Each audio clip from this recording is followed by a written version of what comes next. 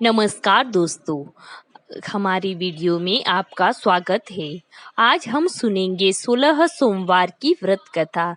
तो आइए शुरू करते हैं। शिव की कृपा पाने के लिए श्रावण मास में 16 सोमवार का व्रत रखने का विधान बताया गया है। 16 सोमवार को संकट सोमवार के व्रत के भी नाम से जाना जाता है। यह व्रत श्रावण मास से 16 सोमवार तक किया जाता है। इसकी शुरुआत श्रावण मास के शुक्ल पक्ष के पहले सोमवार से की जाती है। इस दिन से 16 सोमवार का व्रत प्रारंभ करके लगातार 16 सोमवार का व्रत करके भगवान शिव और माता पार्वती की पूजा अर्चना की जाती है।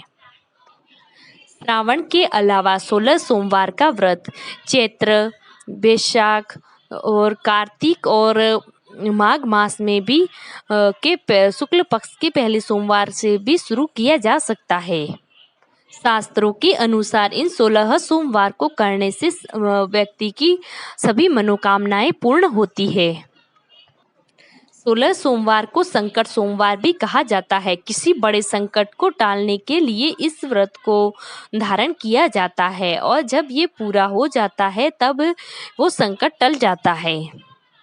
यदि आप पूरी तरीके से आर्थिक संकट से जूझ रहे हैं या फिर लगातार घर में कोई न कोई बीमारी चल रही है या फिर लगातार घर में एक के बाद एक संकट आए जा रहे हैं, तो यह व्रत अवश्य करना चाहिए। और जिन युवतियों का विवाह नहीं हो रहा हो उन्हें भी यह 16 सोमवार का व्रत करना चाहिए, या फिर सगाई होके बार बार टूट रही हो तो भी उन्हें ये 16 सोमवार का व्रत अवश्य ही करना चाहिए। तो अब शुरू करते हैं श्रावण सोमवार 16 सोमवार व्रत कथा। एक बार भगवान शिव माता पार्वती को लेकर मृत्युलोक के अमरावती नगर में जा पहुँचे। उस नगर के राजा ने एक बड़ा शिव मंदिर बनवा रखा था। फिर माता पार्वती और भगवान शिव उस मंदिर में रहने लगे। एक दिन माता पार्वती भगवान शिव से बोली, हे प्राणनाथ, मुझे आज सोसर खेलने की इच्छा हो रही है।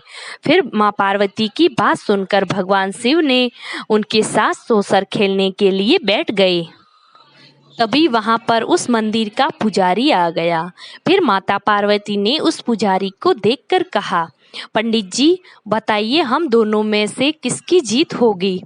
तभी वो ब्राह्मण कहता है कि महादेव की होगी। लेकिन उस खेल में महादेव हार गए और माता पार्वती जीत गई। इसलिए झूठ बोलने के अपराध में माता पार्वती ने उस ब्राह्मण को कोढ़ी होने का श्राप दे दिया। फिर माता पार्वती और भगवान शिव वहां से कैलाश पर्वत पर लौट गए। पार्वती जी के श्राप के कारण वो पुजारी कोढ़ी हो गया। फिर सभी गांव के लोग उससे दूर दूर रहने लगे और उसकी परछाई भी खुद के ऊपर नहीं पड़ने देते थे। फिर ये बात सारे गांव में फैल गई और फिर जब ये बात राजा को पता चली तो राजा ने मन में ये विचार किया कि इसने कोई गलत काम किया है या अपवित्रता के कारण इसके शरीर में कोढ़ उगड़ आई है। इसलिए उसने उस मंदिर से उस पंडित को निकलवा दिया और उसकी जगह पर दूसरी पुजारी को रख दिया। फिर वो कोढ़ी पुजारी मंदिर के आगे बैठकर भिक्षा मांगने लगा। कुछ समय बाद स्वर्गलोक की कुछ अप्सराएं वहां पर मंदिर में पधारी। तभी उस कोढ़ी व्यक्ति को भीख मांगता हुआ देखकर उन्होंने उस कोढ़ी व्यक्ति को कोढ़ उगड़ने का कारण पूछा। फिर उस कोढ़ी पुजारी ने निसंकोच ब्राह्मण अप्सराओं को माता पार्वती और भगवान शिव के इस मंदिर में लौटने और उनके दोनों के सोचर खेलने और माँ पार्वती के द्वारा दिए गए श्राप के बारे में सारी बात बताई। फिर उन अप्सराओं ने उस कोढ़ी व्यक्ति को 16 सोमवार का व्रत करने का उपाय बताया और कहा कि ये व्रत कर लो, जिससे तुम्हारा कोढ़ ठीक हो जाएगा। फिर उस पुजारी के द्वारा अप्सराओं को पूछने पर कि इसकी विधि क्या है, कैसे रखना चाहिए। तभी अप्सराओं ने बताया कि सुबह जल्दी उठकर स्नान आदि से निवृत्त होकर पूजा की थाली सजा देना और फिर सवा सेर का गेहूं के आटे का चूरमा बना देना और उसको 3-4 हिस्सों में बांट देना। एक हिस्सा भगवान को चढ़ा देना और एक हिस्सा स्वयं खा लेना। 2 हिस्से प्रसाद के रूप में बांट देना और फिर भगवान शिव की पूजा अर्चना कर लेना। इस तरह 16 सोमवार पूरे हो जाए और 17वें सोमवार को पाव भर आटे की बाटी बना देना और उसको भी 4 हिस्सों में बाटी बनाकर उसका चूरमा बना लेना। उसमें घी और गुड़ मिला देना। पहले भगवान शिव को चढ़ा देना और फिर वहां उपस्थित स्त्री, पुरुष और बच्चों में प्रसाद के रूप में उसे बांट देना।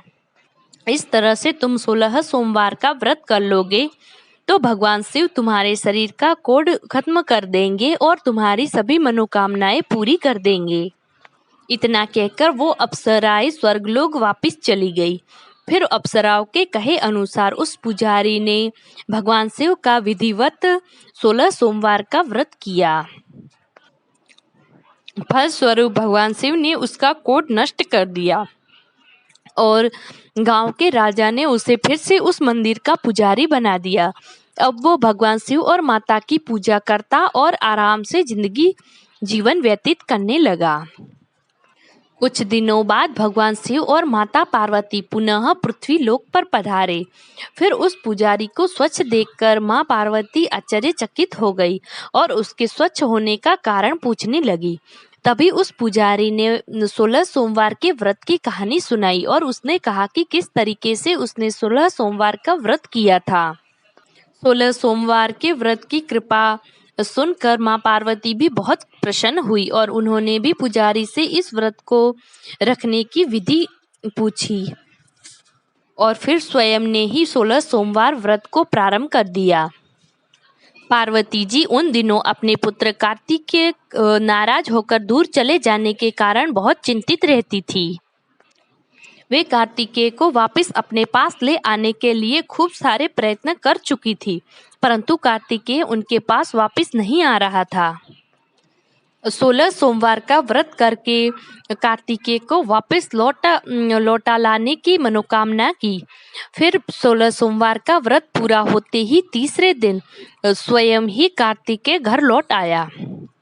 फिर कार्तिकेय ने आते ही अपनी माँ से पूछा, हे माता, आपने ऐसा कौन सा उपाय किया जिससे मेरा हृदय परिवर्तित हो गया और मेरा गुस्सा नष्ट हो गया और मैं वापस लौट आया। तभी माता पार्वती ने कार्तिकेय को 16 सोमवार की व्रत कथा कह सुनाई।